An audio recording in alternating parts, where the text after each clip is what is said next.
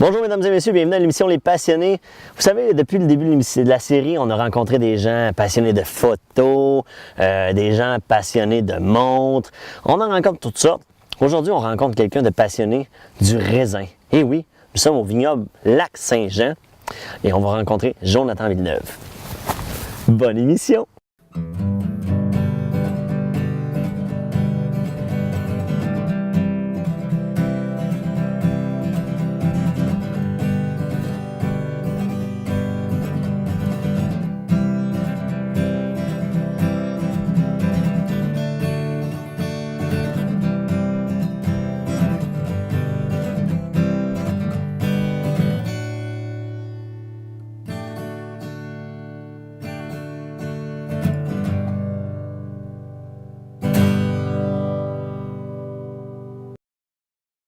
Alors, nous sommes en compagnie de Jonathan Villeneuve. Salut Jonathan. Bienvenue. Merci de nous accueillir dans ton magnifique vignoble. Et oui. Merci.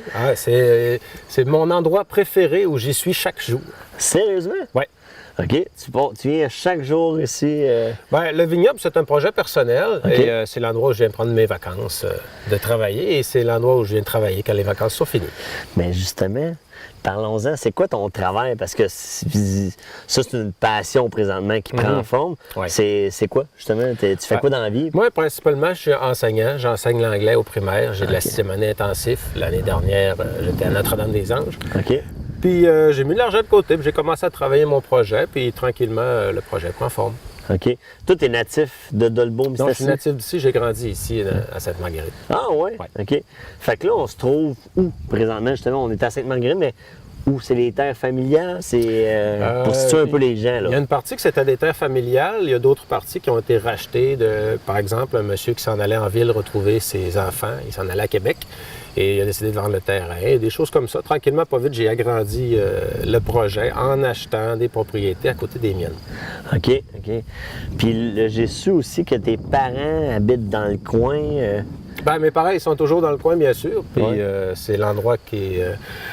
c'est un endroit qui leur convient bien. C'est comme moi, c'est des jardineurs qui jardinent perpétuellement.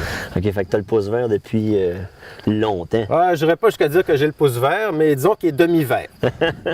Puis c'est quoi la grandeur justement de ton vignoble là? Ici, parce que c'est quand même grand, mais c'est quoi la grandeur exacte? Ouais, pour donner une idée aux gens, avec une parcelle de 100 pieds par 100 pieds, on met environ 500 plants de vigne. OK. Puis là, on a combien de pieds au total? Au total, on a de la place pour 3500, mais on est un peu en bas parce qu'on doit encore faire de l'agrandissement l'année prochaine. OK. Ça commence à faire de la vigne. Puis oui, ça commence ton à faire nombre de vignes au total, tu le sais-tu? Ça doit être 3400 quelque chose présentement. Là. OK. Ça commence à faire du raisin. Oui, ça commence à faire du raisin, mais il y a des plants de différents stades. Il y a des plants, on va leur enlever les fleurs pour pas qu'ils fassent des grappes, pour qu'ils puissent faire des forces dans les tiges. Donc, ce ne sont pas tous les plants qui produisent à capacité maximale présentement. OK. Ah ouais. Puis, là, on va en parler plus en détail tantôt, là, mais il y a combien... Ton vignoble est vieux de combien d'années? Ça se dit-tu, ça? Les vignes les plus vieilles ont été plantées en 2010. OK. Ouais. Donc, ce qui fait 8 ans cette année. Fait qu'on a 8 ans. Oui, on a 8 ans d'expérimentation. Si on était au primaire, on serait en 4e année environ. On serait en 4e année, on aurait mal aux jointures à force de tailler des vignes. Ah oui? Oui. Mais là, c'est ça. Mettons qu'on revient en arrière. Tu achètes la terre, tout ça. En 2010, tu commences à planter tes premières vignes. C'est quand tu as commencé à accueillir tes premiers raisins? Je veux dire, en premier lieu, on plante une graine puis la vigne à pousse ou on achète des vignes déjà? C'est des clones dans des palettes de plastique. OK. Ouais. C'est des tiges qui ont été coupées sur un plan mère. Des genres de boutures? Oui, c'est des boutures. OK. Qui sont tous le clone du même plan mère.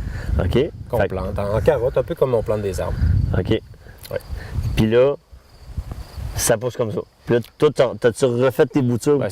Non, l'année 1, on plante le plant. L'année 2, on lui enlève ses fleurs pour pas qu'il fasse de grappes. L'année 3, on peut y laisser des fleurs un peu. L'année 4, on commence à le laisser faire des grappes. Pourquoi? Pourquoi le priver de ses grappes pendant 4 ans? Pour que les premières années, que les sucres et le carbone qui va tirer du sol va servir à faire un tronc solide plutôt qu'à faire du fruit. Okay. Un fruit qui ne sera pas de très bonne qualité de toute façon. Les baies vont être très espacées ou le fruit va être très peu mature ou bon au goût, avec les qualités qu'on recherche. On va en reparler du fruit, mais là, avant, j'ai un paquet de questions, là, parce que moi, ça m'impressionne. Là. Tout est aligné droit, les gros poteaux, tout ça. Comme ça, c'est tout toi qui as fait ça. Oui. Tout seul? Les parcelles de terrain ont été achetées une à la fois, OK. un an à la fois, des fois avec 1 an ou 2 ans d'espace. Donc, on travaillait le terrain. Il a fallu défricher. Il a fallu défricher. En 2009, la forêt qu'on voit devant nous là-bas continuait ici jusqu'à la clôture. Il n'y avait absolument rien de fait. C'était des terrains. C'était tous une collection de petits terrains, carrément à l'abandon. OK. Ou presque à l'abandon. Fait que là, après ça, as-tu de l'aide pour faire ta plantation? Ah oui, bien sûr, bien sûr. OK. Il y a plusieurs personnes qui sont venues s'impliquer dans le projet. Et éventuellement, ça peut devenir la problématique qu'on va manquer d'espace et on va avoir pris de l'expansion au maximum. Ça peut nous donner autour de 10 ou 12 000 plants de vigne, si on met de la vigne.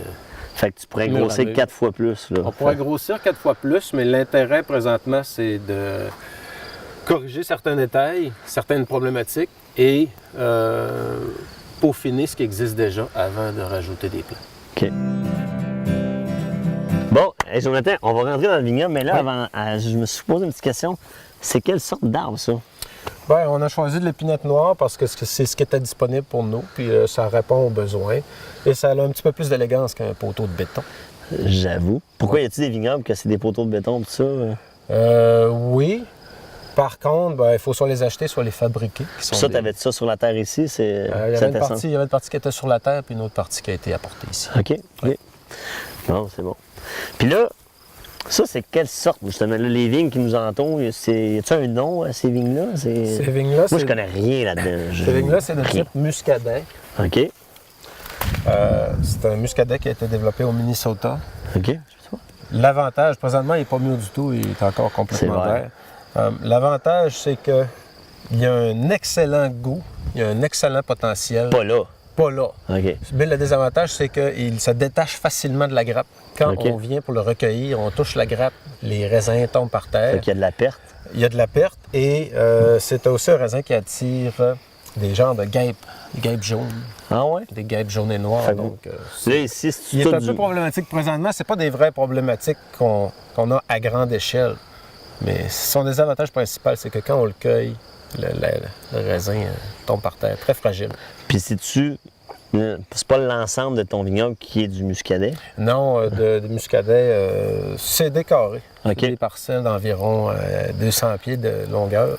Puis c'est d'habitude au goût, c'est quoi la différence de c'est quoi ce raisin-là? Ça goûte quoi? Je dirais que c'est pas un raisin qui se rapproche du raisin d'épicerie. Le raisin d'épicerie, c'est une autre famille de raisins. Les Labrusca, c'est des raisins cultivés pour le jus, pour le raisin de table, comme le raisin d'Ontario, c'est un Labrusca. Puis le raisin à vin, c'est un Vitifera ou un Vinifera. Un Vinifera, c'est un vrai raisin à vin pur. Un Vitifera, c'est un raisin à vin qui a été cloné avec une autre variété pour le rendre plus robuste, par exemple, à l'environnement. Comme ça, c'en est un. Ça, c'est un vitifera, parce que ça vient de vitis, la culture du vin, si je ne m'abuse. Ça se peut que je me trompe, mais vous savez, avec le vin, des fois, on commet des erreurs. On peut faire du vin, mais je pourrais le manger. Oui, tous les raisins sont comestibles. OK. Tous les raisins se mangent, certains plus sucrés que d'autres, d'autres avec une texture différente. Et le goût est tellement prononcé que parfois les gens trouvent que ça goûte trop le raisin. Parce qu'ils sont habitués à consommer du raisin d'épicerie, qui, lui, contient une grande partie d'eau. Et une faible partie de goût comparée à du véritable raisin. Mais là, justement, on va faire une précision. Là, toi, tu cultives le raisin, mais ce n'est pas nécessairement pour en faire du vin. Un vignoble, c'est pas nécessairement pour faire du vin, c'est ça que je comprends. Un vignoble, ça peut être à la limite utilisé pour faire de la photographie, par exemple pour un mariage, pour un pique-nique, des gens qui simplement aiment faire de la photo, faire des tests avec des drones, des gens qui font du jogging. Les fanatiques de jogging qui ont l'obsession des rangées droites et des courses droites ont de la belle pelouse sur laquelle venir s'exercer. Et toi, à date, qu'est-ce que tu fais avec ton raisin? Aussi. Cette année, on veut faire une mise en marché pour le raisin de table. Il y a différentes idées sur la façon de procéder avec un kiosque, avec un chapiteau, avec un événement, en partenariat avec d'autres personnes. La date, en as-tu vendu du raisin? Ou... L'année dernière, le marché Wahlberg en a écoulé une partie, mais malheureusement, on sait tout ce qui est arrivé. il n'existe plus. Mais on n'a pas dit notre dernier mot. L'idéal pour nous, c'est d'attendre la saison de la récolte, d'inviter les bonnes personnes et de faire une mise en bouche d'un excellent produit. Et c'est la chose la plus convaincante, que ce soit les chefs cuisiniers. Ça, avec du fromage local, ça va avec être bon. Fromage, avec du fromage local, c'est un péché. On va voir des sortes tout à l'heure qui ne sont peu, sinon pas du tout connues des cuisiniers. Les cuisiniers font la mise en bouche dans leurs assiettes de déjeuner. Et pour ça, bien sûr, il faut que tout le monde mette la main à la pâte. Mais là, moi, si je goûte à ça, je vais-te faire une grimace ou... Non, pas du tout. Puis je peux, là. Oui. Je suis pas obligé de le laver, là. Non, on n'est pas obligé de le laver. OK. Les raisins ne sont pas exposés d'aucune façon. Expérience numéro 8. Expérience numéro 8. Si vous pousse un troisième œil, ça va me surprendre. C'est surette. Mais tout à l'heure, on va pouvoir en voir du raisin qui Puis on vient la bouche sèche. est demi-mature. OK. Ouais, Et chaque variété... Mais ça va-tu grossir pas mal ou... Ce raisin-là, il grossit-tu de beaucoup? Si vous comparez avec le raisin de l'Ontario, la moyenne des raisins a peut-être cette dimension-là en diamètre. OK. Le grain a cette dimension-là. Il y a quelques variétés qui ont des grains plus petits de la taille, disons, d'un gros bleuet. OK. Et il y a quelques variétés qui ont un grain plus gros, disons... J'en ai vu de la taille d'une balle de ping-pong. OK. Dans un Mais ce climat raisin-là- semblable au nôtre. C'est possible dans un climat pratiquement identique au nôtre de cultiver un raisin qui a la taille d'une balle de ping-pong. OK. Je l'ai vu moi-même. Ah. Mais sinon, ce raisin-là va rester pas mal à cette grosseur. Il va encore doubler peut-être. Ah ouais? OK. Peut-être doubler, peut-être du tiers. OK. Là, mettons, justement, on se retrouve ici dans... C'est des mini-vignes ou c'est les vignes qui sont plus jeunes? Une partie de l'expérimentation, c'était de... Et c'est encore de voir qu'est-ce qu'on peut faire avec des terrains un peu ingrats au niveau les nutriments dans le sol, un pH inadéquat. Qu'est-ce qu'on peut faire avec un minimum de ressources, mais une terre qui est quand même bonne pour le raisin. Et les gens disent « Ouais, mais pourquoi tu n'ajoutes pas de l'engrais? » C'est parce que je veux savoir précisément quelles sont les variétés les plus robustes. OK. Et si ces variétés-là survivent dans un été très sec, réussissent à produire un raisin intéressant, réussissent à survivre la propagation de certaines maladies, ça m'indique déjà qu'ils ont un potentiel. Y a-t-il d'autres vignobles semblables à ça ici au Lac-Saint-Jean ou au nord du lac comme ça? Au nord du lac, il y en a un dans le secteur de Roberval, OK. dont j'ai malheureusement oublié le nom présentement. C'est en Vers-Saint-Edwidge. OK. On prend la fourche vers Saint-Edwidge, on tourne à droite. C'est-tu C'est la pas même loin sorte de par là. raisin? Il y a le domaine Lorée-des-Bois à Notre-Dame-de-Lorette Ouais. qui aussi cultive la vigne, avec succès d'ailleurs. Et il y en a à Couche-Pagane, vignoble Couche-Pagane, dans le sud du Lac-Saint-Jean. Et semble-t-il qu'il y a de la vigne sauvage quelque part autour du Lac-Saint-Jean, un ami kayakiste. Ah ouais? Si je me souviens bien, c'est un ami kayakiste qui m'a informé de ce fait qu'il y aurait un vignoble, une tranche de vignoble abandonnée quelque part le long du Lac-Saint-Jean. À retrouver. Raisin mythique de chez nous, que je vais vous montrer d'ailleurs. J'ai un clone d'ici de chez nous, peut-être même apporté par nos chers pères trappistes. Oh! Bon, ben, c'est à suivre, mesdames et messieurs. Puis, parlant justement des récoltes, tu disais, la récolte se fait à l'automne. Ouais. Tu vas vendre les raisins. L'année passée, tu en as vendu. Comme raisin frais. Oui, l'année passée, on en a écoulé une partie. T'en avais-tu déjà vendu avant ou c'était ça commence, là, tes ventes de un petit peu à gauche, à droite, comme ça, OK. pour faire découvrir le produit aux gens. Et le bouche à oreille se charge du reste aussi. C'est ça qui est agréable. Les gens aiment partager leur découverte. Hein? Ouais. Nous avons tous vu l'éternelle photographie de bol de céréales sur Facebook. Mais un beau plat de raisin local aussi, ça fait un beau post sur Facebook. C'est vrai. Puis, toute ambition de vendre le raisin, de le manger, de le savourer. Ouais. As-tu ambition de le transformer en vin? Ou, Éventuellement, oui, ça prend la transformation en vin. C'est un incontournable ici. Sauf que ça demande des coûts d'opération quand même assez élevés. Ouais. Ça demande les permis pour la grosseur de l'entreprise présentement. OK. Éventuellement, oui, ça va être fait. Mais notre étape, présentement, on s'est décidé de se tourner davantage vers le raisin de table parce que c'est un produit qui s'écoule plus rapidement que la bouteille de vin aussi, entre autres. C'est vrai, c'est vrai. Puis c'est directement de la vigne à la table. Oui, directement de la vigne à la table. Ça peut faire un happening aussi. OK. Sous quelle forme?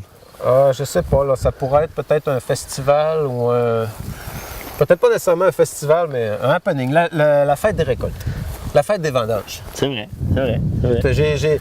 J'ai tenté le terrain, quelques idées, là, mais la fête des vendanges, une journée, les gens viennent, il y a le raisin, ils achètent le raisin, ils parlent de vin, je sais pas, ils s'échangent des contacts, quelque chose du genre. Là, on est-tu encore dans la même sorte de raisin? Parce que là, depuis tantôt, on avance, on a dû changer de sorte de raisin. Là, présentement, on est dans notre échantillonneur. Ah. On retrouve une cinquantaine de variétés différentes. 50. 50. Il y en a 57 en tout dans le Ici? vignoble. OK. Ouais. OK. C'est bon. Puis là, on est dans C'est une quelle bonne sorte? collection. Moi, je vois pas de différence. Ouais, Je vois juste des vignes. Puis... Je ne le sais pas par cœur, mais par contre, par les feuilles, je peux vous montrer brièvement la différence entre un raisin bleu et un raisin jaune. Parce qu'il y a différentes couleurs en plus.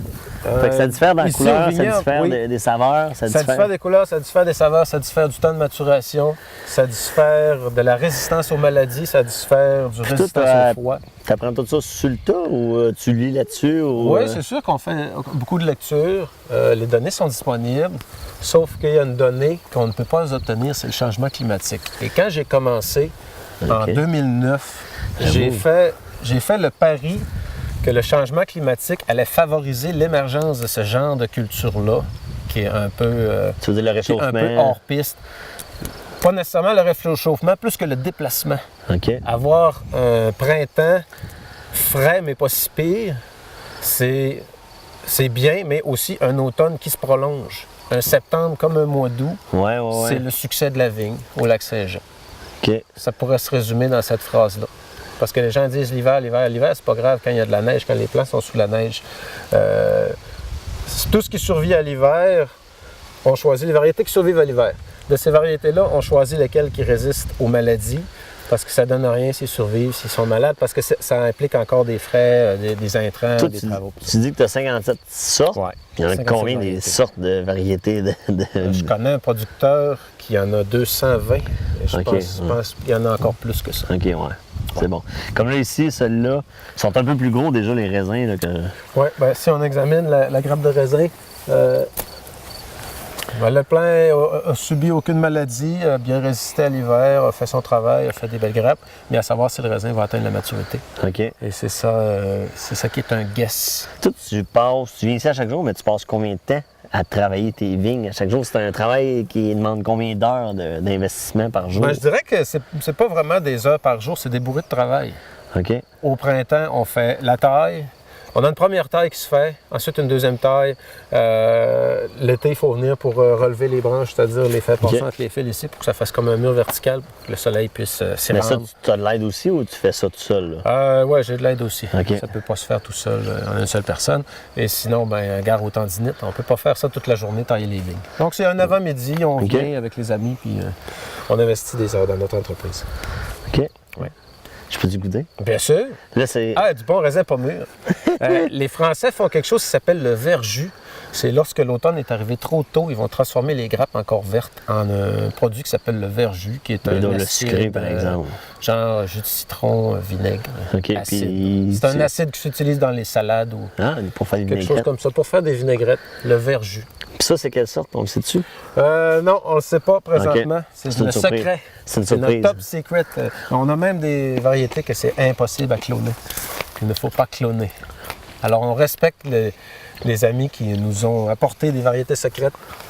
Et, ils font leurs tests aussi parce que eux autres aussi veulent savoir qu'est-ce qu'un terrain banal, sans engrais, sans balance de quoi que ce soit peut donner comme résultat. Et puis ensuite, bien sûr, oui, on va aider les plants, mais on veut que le plant se rapproche le plus du bio parce qu'on ne veut pas l'exploiter et avoir 1 kilo par plant. Ce qui est la norme présentement en Amérique. Fait que toi, tu ne veux pas arroser, tu ne veux pas traiter tes vignes?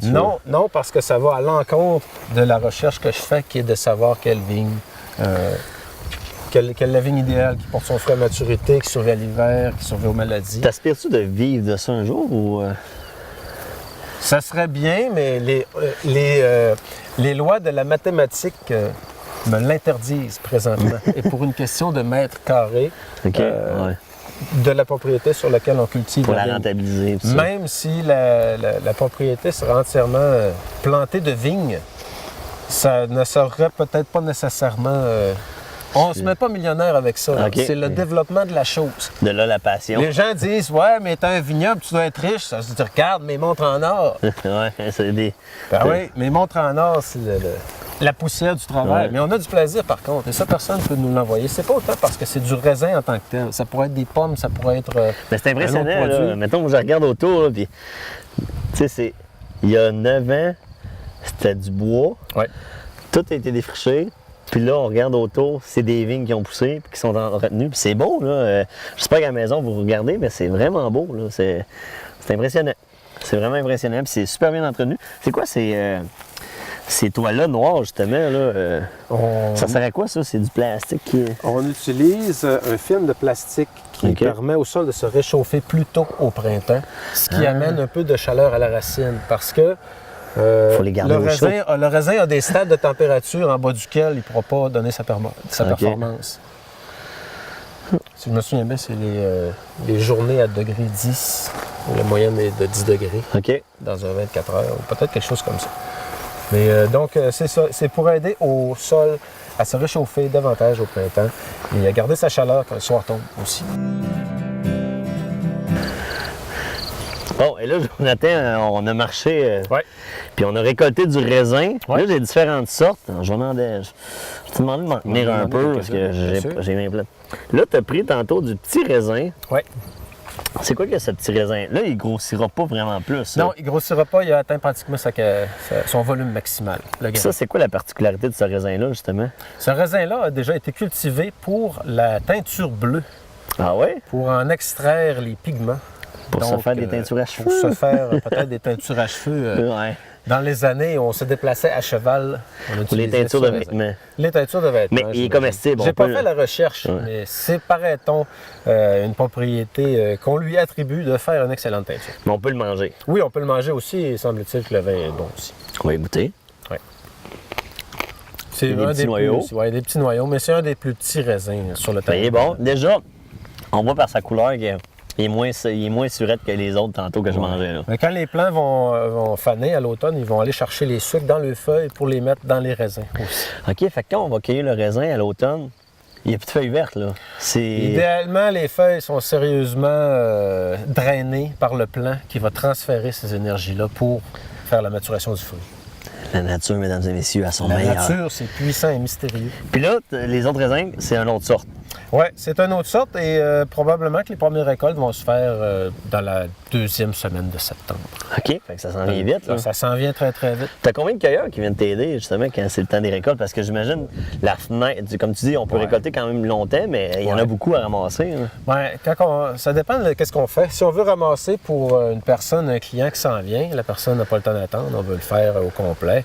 Une parcelle de 1000 plants, ça se fait peut-être à 8 personnes dans, je sais pas, une journée. Là. Ah, quand même. OK. Ouais, ça dépend de la récolte aussi, parce qu'il y a des plants qui vont avoir très peu de récolte, qui ont fourni peu de raisins. Oui, il y a d'autres qui des. sont puis plus abondants. tantôt, on se promenait aussi, j'ai vu, moi, des plants plus petits. Ouais. Fait que là, ça, c'est des plants que t'as plantés cette année ou l'année passée. La vitesse d'expansion d'une entreprise comme la nôtre, entre 200 et 500 plants par année, c'est déjà pas pire. OK. Ça suffit à fournir du travail parce qu'on travaille à très petite échelle. On fait surtout de la recherche.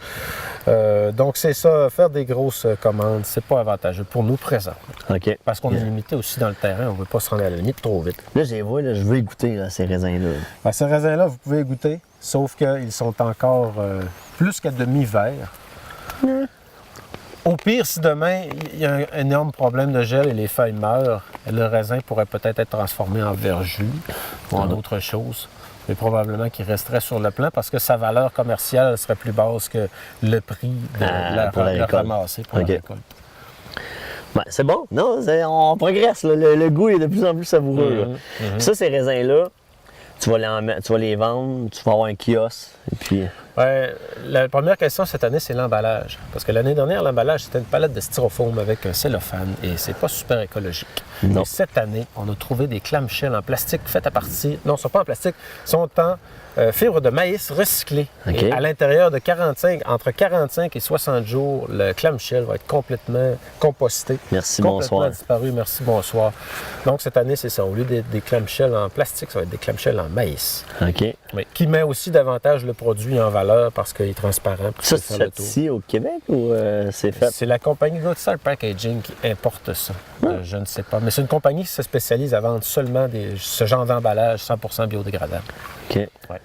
C'est bon. Jonathan, on approche déjà la fin de notre émission.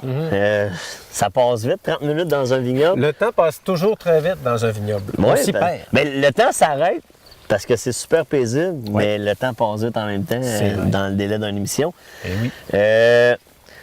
Dernière question avant qu'on se quitte. Où tu vois justement, as-tu des produits que tu veux essayer plus tard avec tes raisins? Comment tu vois ça, ta progression avec le vignoble, là? Moi, j'aimerais mieux axer vers le produit alimentaire que nécessairement le produit, que le vin. Oui, le vin va devenir une belle partie intéressante, mais il y a aussi d'autres avenues alimentaires qui mériteraient d'être explorées, comme la friandise glacée, dans le style Mr. Freeze dans un tube. Là. OK. Quelque chose comme ça pourrait être le jus de raisin pur aussi, mais encore une fois, c'est les études de marché qui vont avoir le dernier mot sur l'avenue, la première avenue que nous allons prendre. Bien, Jonathan, ça fut un plaisir. Merci de nous avoir accueillis ici, dans ton vignoble. C'est un grand plaisir. Fait que je te souhaite la meilleure des continuités. hein. Merci beaucoup. Beaucoup de raisins, de belles récoltes. Des tonnes de récoltes. Des tonnes de récoltes. Et ben, on se tient au courant. On va te suivre sur Facebook, justement. Oui, Vignoble Lac-Saint-Jean. Vignoble Lac-Saint-Jean sur Facebook, c'est la plateforme principale présentement. On met des photos de la maturation du raisin pour que nos gens soient le plus au courant possible du moment de la récolte. Ben oui, puis l'ouverture du kiosque aussi, puis quand tu vas vendre le raisin, tout ça. Oui, l'ouverture du kiosque, c'est d'autres événements auxquels on veut participer aussi. C'est la plateforme qu'on va... Si les gens veulent échanger avec toi aussi, Oui, les s'ils gens veulent te peuvent partager nous leur envoyer un courriel, connaissance. peuvent nous envoyer un message. Je crois que le téléphone est disponible aussi sur la page Facebook. Donc, il y a différents moyens de nous rejoindre. Eh bien, Jonathan Villeneuve, je te laisse là-dessus et je m'en vais manger du raisin.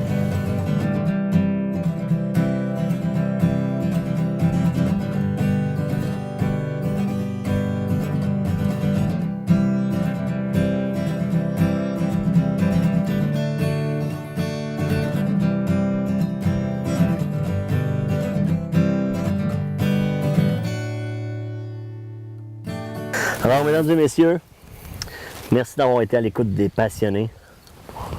Je pense que je vais rester un petit bout dans le vignoble, puis je vais juste profiter du moment.